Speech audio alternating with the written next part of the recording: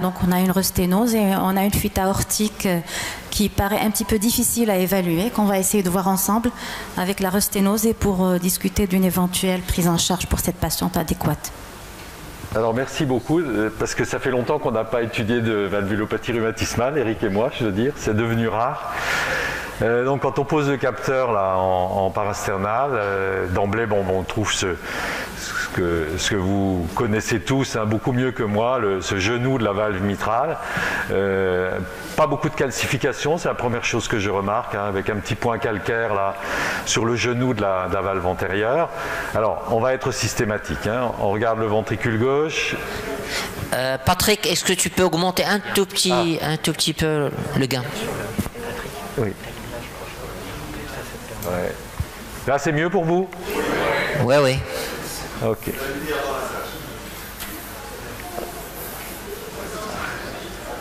Bon, alors cette patiente, vous l'avez vu, elle est en arythmie, ce qui va nous faciliter le travail. Voilà, on a une diastole de taille à peu près normale. On va essayer de mesurer ce ventricule.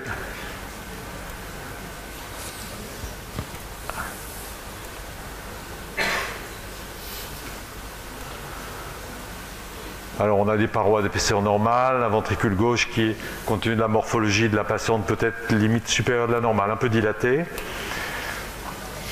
Eric, est-ce que tu peux nous dire un petit mot sur quand est-ce que tu parles d'hypertrophie ventriculaire gauche? Il n'y a qu'une solution, c'est mesurer la masse VG.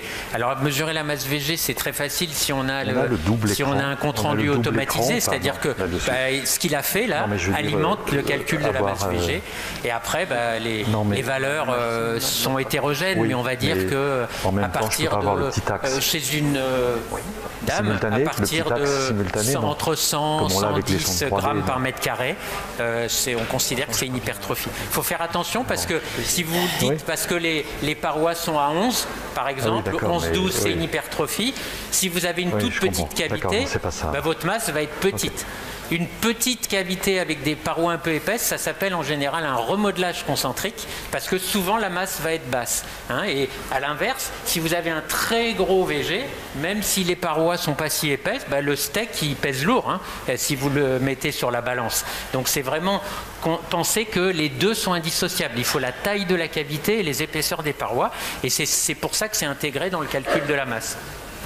Bon, on repart sur cette valve mitrale, donc aspect de sténose. Donc cette dame, on nous l'a dit, elle a déjà eu une commissurotomie. Ce qui me semble assez satisfaisant, là, c'est que j'ai entre 1 et 1,1 cm d'ouverture. Alors je balaye d'une commissure à l'autre pour voir un petit peu à quel endroit j'ai l'ouverture qui me semble la plus importante. Je suis ici. Je vois que si je me mets perpendiculairement, je vais être pas mal placé pour, en petit axe, pouvoir mesurer une surface. Donc je garde bien ma sonde au même endroit. Je tourne. Je remonte doucement vers mon orifice mitral. Et je vais essayer d'atteindre un aspect où j'ai tous les bords de mon orifice mitral. Juste, Patrick, ce que tu dis là, c'est hyper important dans votre pratique. Vous avez vu, pourquoi ils se centrent? C'est la même chose quand vous faites... Moi, je vois des gens faire des 4 cavités et ne pas arriver à faire la 2 cavités. Parce que souvent, ils ont la 4 cavités qui est un peu de travers, ils tournent. Donc, quand vous avez fait votre 4 cavités, vous la centrez bien. Et là, vous tournez et c'est beaucoup plus facile. Et là, c'est ce qu'il il fait la même chose. S'il avait laissé la valve sur le côté, en petit axe, vous ne l'auriez jamais trouvé. Alors maintenant, avec les sondes 3D qui vous donnent du biplan, c'est extrêmement confortable. Vous avez du biplan simultané, donc il peut à ce moment-là, vous pouvez vous aligner sur le grand axe et vous avez l'image simultanée en petit axe. Alors un petit mot sur la mesure des surfaces mitrales chez les patients qui ont déjà eu une commissurotomie. Autant c'est relativement facile chez les patients qui n'ont pas encore été manipulés, on va dire, parce que les commissures sont bien marquées. Alors que là, chez un patient qui a déjà eu une commissurotomie, on n'est jamais tout à fait sûr d'aller suffisamment loin dans les commissures qui ont été déchirées. Dans la première mesure, là je suis à 1,6 cm². Et en prime, vous savez que la rosténose, vous le savez mieux que nous, peut être sous-valvulaire et que la planimétrie du cou n'est pas forcément la fin de l'affaire parce que la sténose, elle peut être un peu plus basse au niveau de tout l'appareil sous-valvulaire. Alors c'est vrai que c'est plus fréquemment le cas, ce que tu dis Eric, quand l'appareil sous-valvulaire mitral est très remanié, ce qui est moins le cas de cette patiente, avec des cordages qui sont un peu épaissis. Mais... Donc la sténose mitrale, comme ça, on peut refaire une autre planimétrie. C'est propre. Ah, on arrive à voir correctement le... Vraiment très très net. On voit bien la... Ouais, là c'est magnifique. Là, les commissures. On voit même que la commissure... Là, on est pas mal. Une commissure ouverte et une moins ouverte, on va dire.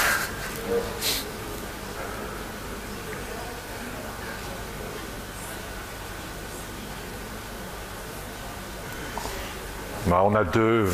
Bon, on peut faire 3-4 mesures comme ça.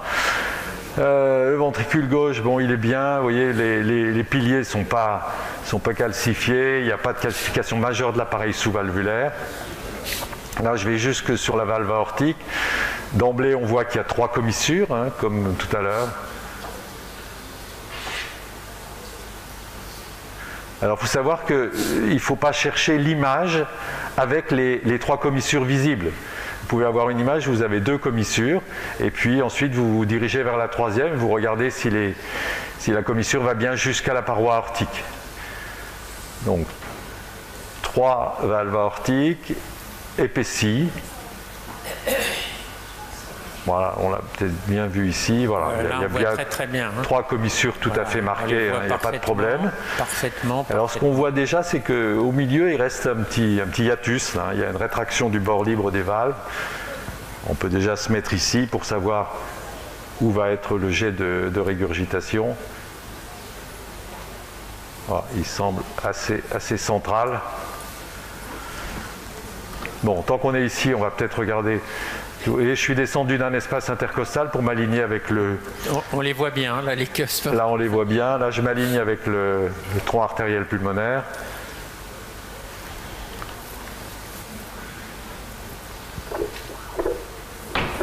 Voilà. Vous voyez un flux pulmonaire qui est tout à fait différent de celui qu'on a étudié tout à l'heure, avec un apex de cette onde systolique qui est bien décalé par rapport au début de la systole.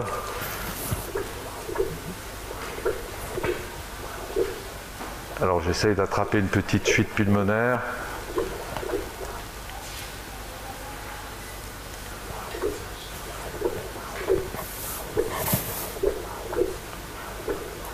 Elle n'est pas évidente, on y reviendra s'il faut. Alors remettons-nous sur cette valve aortique.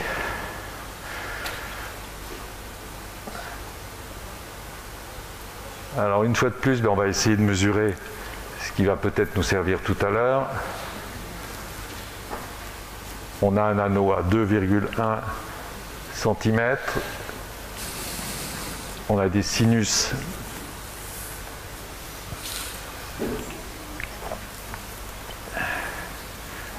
29 mm », une jonction sinotubulaire juste au-dessus qui est normale, il n'y a pas d'effacement. Tout ça pourquoi? Parce que quand on étudie l'étiologie d'une insuffisance aortique, vous savez qu'il y en a une bonne part qui sont liées à des dilatations de l'aorte avec un effacement de la jonction sinotubulaire. Donc il est très important dans votre compte-rendu que tout ça figure. On a une aorte ascendante qui est normale également. Donc ça, c'est pas le problème. C'est bien le remaniement de la valve qui génère ce qu'on voit voir apparaître très rapidement en Doppler couleur, c'est-à-dire ce flux de régurgitation.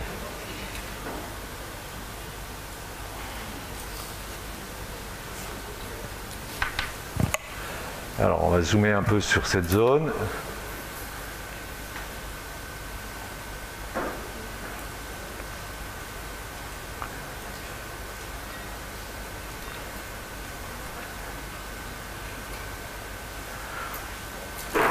Alors je voudrais arrêter une image pour vous montrer quels sont les différents éléments qu'on va pouvoir essayer d'évaluer. En tout cas, on voit la convergence. Oui, mais je voudrais avoir une image un peu meilleure. Ouais, c'était pas mal ça.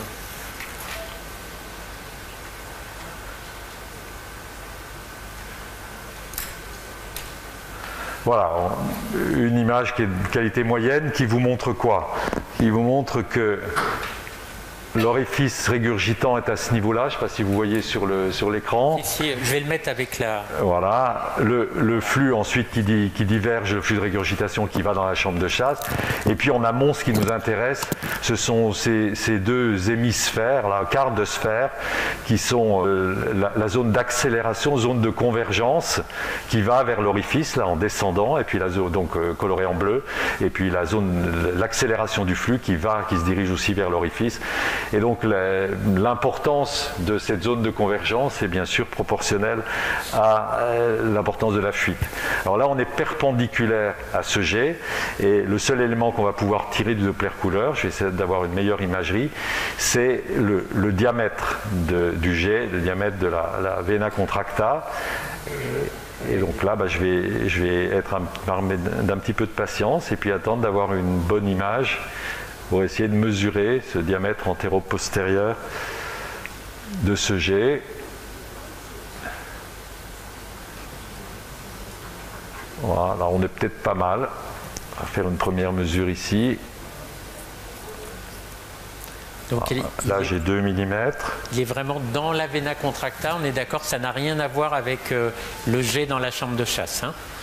Est-ce qu'on peut s'aider du thème couleur pour essayer d'avoir la vena contracta? Alors moi je dis non parce qu'il y a trop de variations. Le thème c'est une ligne qui ne va pas bouger et vous allez balayer, vous allez tomber dans la zone de convergence puis dans le jet. Je crois que c'est très difficile. En tout cas moi je ne m'en sers pas. Comment? On est zoomé là. Et il est en mode zoom, oui. Je suis en mode zoom là. La difficulté, ce que tu dis est utilisable dans la chambre de chasse, ce qu'on faisait un peu autrefois, qui est passé de mode, même si ça reste dans les recommandations, hein, le rapport entre le diamètre du jet dans la chambre de chasse et le diamètre de la chambre de chasse elle-même. Et là, tu peux faire du TM, mais pour la vena contracta, c'est vraiment compliqué. Hein. Ah oui, là un petit peu la preuve par neuf de c'est très joli, là. La bonne qualité de l'image, c'est ça, c'est que vous avez les trois éléments du jet. La zone de convergence, avec les deux petites pommes, la bleue et rouge, la vena contracta, et puis de l'autre côté le flux divergent qui va dans la chambre de chasse. Donc quand vous avez ça... Vous avez bien compris que ces deux petites boules, c'était la convergence. Hein. Pour ça que c'est bleu et rouge. Là, le jet arrive comme ça, il fuit le capteur, et de l'autre côté, j'ai plus d'image, de trucs, là c'est dommage. Et ça, la boule rouge, c'est l'inverse, ça se rapproche du capteur, c'est pour ça que c'est rouge. Donc c'est vraiment la zone de convergence. Donc on est assez cohérent là avec deux mesures. On va passer à une autre incidence. On va aller se mettre en incidence apicale. Voilà, parfait. Bon, mesure de l'oreiller de gauche. Hein. Elle est dilatée.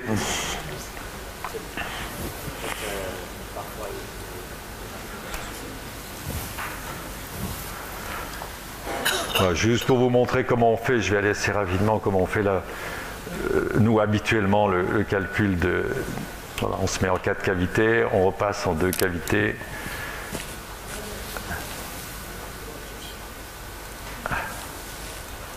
Alors moi j'avoue humblement que je le fais rarement en biplan parce que j'ai pas souvent de discordance, je sais pas si... Oui, c'est vrai, il y a pas bon. Donc on a, l'index pas, on n'a pas rentré surface corporelle, on a 88 millilitres, donc c'est, oui, on est à peu près 50 millilitres par mètre carré. C'est une vraie dilatation. C'est une vraie dilatation. Alors là, bon, on est super, hein, on est bien aligné avec la valve mitrale. Bon, on voit qu'il y a une rigidité de la valve postérieure, hein, c'est seulement le feuillet antérieur qui continue à bien s'ouvrir. Alors on a le beau chalumeau là dans la... Cinquième patient qu'on passe. Si on... 10-15 minutes. Hein? Celui-là c'est cassé. Alors on va aller voir Madame Attel sur la valve mitrale, on a le T1,5. On va se mettre ici. Donc le temps de demi-pression, hein, vous connaissez ça par cœur. qui était Madame Mattel dont il parle, qui a fait la constatation empirique que des surfaces de 1 cm² avaient un temps de demi-pression de 220, et c'est à partir de là que le critère a été utilisé. Voilà, là on est assez cohérent avec la mesure qu'on a faite tout à l'heure, une sténose mitrale qui est modérément serrée à 1,7. Il a eu 2 en planimétrie, 1,7 en temps de demi-pression. Pour la valve mitrale, vous êtes d'accord qu'on en reste là? On confirme qu'il y a une ou deux petites fuites. Je vais me mettre en coupe des 2 cavités là. Donc sur cette coupe là, à gauche de l'écran, on a le feuillet P3, au milieu le feuillet A2, et sur la droite de l'écran, près de l'auricule, le feuillet P1. Il y a une toute petite fuite. Voilà, qui est plutôt postérieure. Voilà, qui est tout à fait cohérente avec l'endroit où il y a eu la déchirure de la valve. Vous avez vu que la commissure qui avait lâché, c'était la commissure interne. Donc là, on a une cohérence avec une toute petite fuite. Oui, il n'y a pas de zone de convergence, donc c'est une fuite tout à fait négligeable. Voilà, là on va se retrouver sur l'orifice aortique, on va zoomer aussi. Et ce qui va être intéressant, c'est que vous voyez du côté aortique de cette fuite aortique, il y a une petite zone de convergence. Voilà, donc ça va vraiment être exploitable pour la quantification. Elle est très belle. Et donc vous voyez ce qu'il fait immédiatement, c'est monter la ligne de base. D'accord, on suit la direction du jet pour déplacer la ligne de base, et ce qui va lui permettre, je n'ai c'est désespérant ce truc-là. On a une jolie zone de convergence. Donc je me mets à la jonction entre le rouge et l'orange, et je suis sûr qu'à ce moment-là, je suis sur la ligne d'iso-vitesse, on est à 37 cm par seconde. Je me dirige, et pas n'importe comment, pas comme ça ou comme ça, dans la direction des ultrasons, et on a un rayon de la zone de convergence à 0,5. Alors on peut bien sûr en tirer une surface d'orifice régurgitant ou un débit régurgitant, mais là on est sûr qu'on va rester dans des fuites modérées. Tu es d'accord, Eric? Oui, de toute façon on peut le calculer. On peut le calculer aussi. Il nous manque la vitesse protodiastolique de l'IA pour calculer la surface de l'orifice. Donc là, pour avoir ces autres données, je me mets en Doppler continu. Je suis relativement bien aligné là.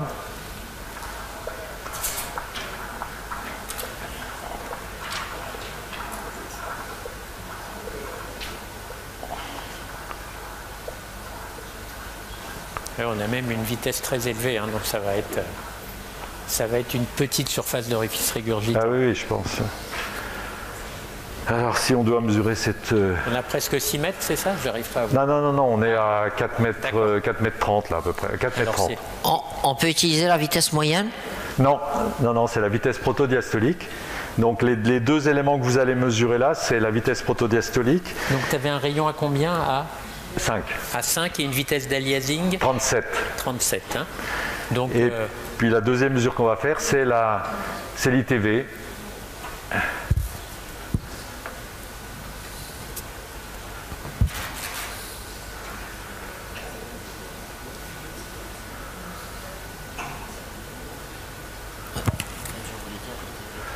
L'ITV, on a 272. D'abord, c'est la SOR. Donc, il faut que tu aies la vitesse proto pour calculer la SOR et multiplier par l'ITV pour avoir le volume régurgitant. Ah, pour le volume, absolument.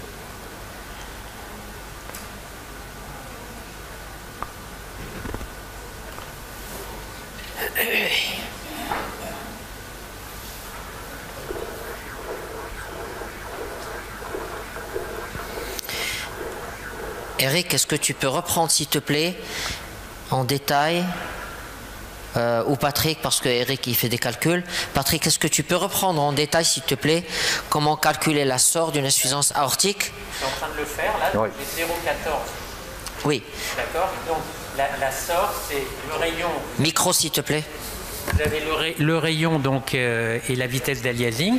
Donc en fait, l'idée de la SOR, d'accord, c'est ces sphères d'isovitesse. Donc ce rayon que vous calculez, si vous faites 2 pi r carré, vous avez la surface de la sphère, de l'hémisphère d'isovitesse, 2 pi r carré.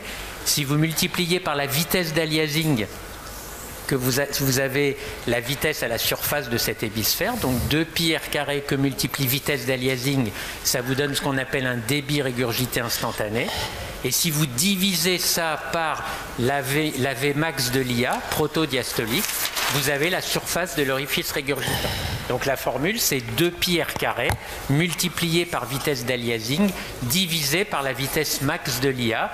Et moi, d'après mon calcul, ça fait 0,14. 0,14, ça nous fait, on va dire, une fuite modérée sur ce critère. Après, on peut multiplier cette SOR par l'ITV aortique, ce qui va nous donner un volume régurgité. Personnellement, je le mesure fort rarement dans les IA. Dans les IM, ça peut être intéressant, notamment quand l'IM n'est pas holosystolique, où là, justement, on peut avoir une discordance entre une SOR qui vous paraît sévère et c'est le volume régurgité qui va vous calmer. C'est typiquement les IM qui sont mésotélésystoliques. En dehors de ça, je ne sais pas si tu es d'accord, Patrick, le volume régurgité n'amène pas grand-chose par rapport au calcul de la SOR. Ça tombe bien, ça fait un peu moins de travail.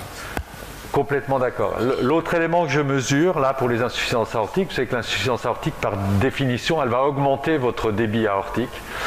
Et vous n'avez pas de grosse insuffisance aortique sans élévation du débit. Donc là, j'ai 26 cm d'ITV sous-aortique qu'on peut multiplier par la surface de la chambre de chasse. C'était 2,1, ça fait à peu près 3,5 multiplié par, ça fait 78, 80 millilitres.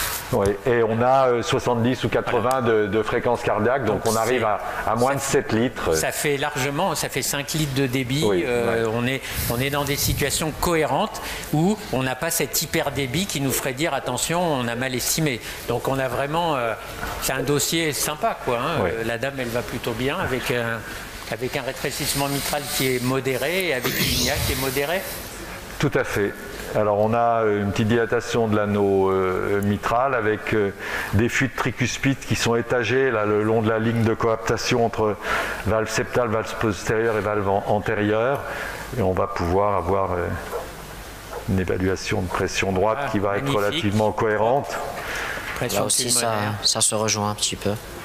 Voilà, on a dans des pressions droites qui sont normales. Tout ça, c'est tout à fait cohérent. Voilà.